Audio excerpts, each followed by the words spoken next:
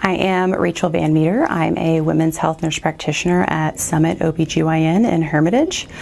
We are discussing endometriosis as it is Endometriosis Awareness Month currently.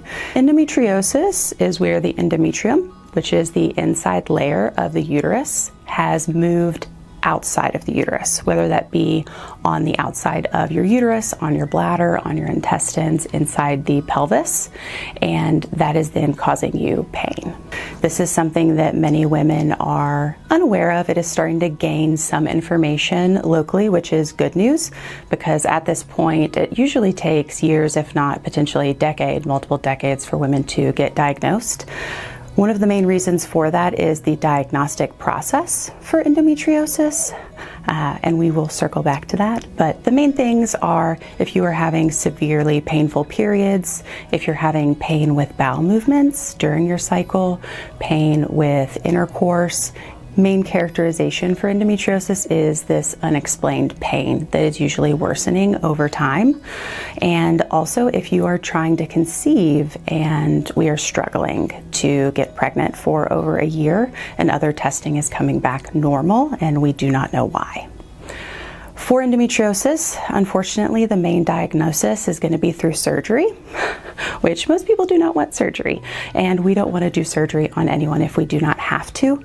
And unfortunately, the management is going to be the same whether we do surgery or not. So with that management, it makes it more difficult if we're trying for pregnancy because usually it's going to be suppressing the cycle, because endometriosis is where that uterine lining has moved outside of the uterus and into the pelvis. So that fluffy lining that we build every month and then it starts to bleed, you can imagine if that is inside your abdomen, that is going to be painful and eventually can lead to scar tissue, which can lead to other complications like infertility. Surgery is mainly useful for that purpose when we're going in to try to remove any adhesions or endometriosis patches to help clear the way for a pregnancy to occur. The unfortunate part is that it comes back with endometriosis. It usually grows back, and the long-term management looks at suppression, whether that be with birth control or hormonal blockades. Those are usually the main methods. As for other things such as pain with intercourse, we may need to have a multiple treatment options using other persons such as physical therapists for pelvic floor physical therapy, and then other potential medications to help with the pain that is associated. Most women say, oh, my cycle is normal. What does normal mean for you? And that is something that I always need patients to describe.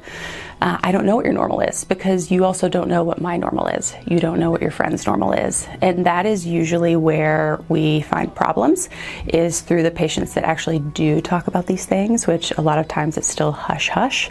People don't want to talk about it. This is private. But it's usually when either daughters have talked to their moms and, they're saying, I'm just in so much pain. I'm missing school. I'm missing work. And that is the thing, is when it's affecting your quality of life and you can't work, you can't get out of bed. That's obviously not normal by any means.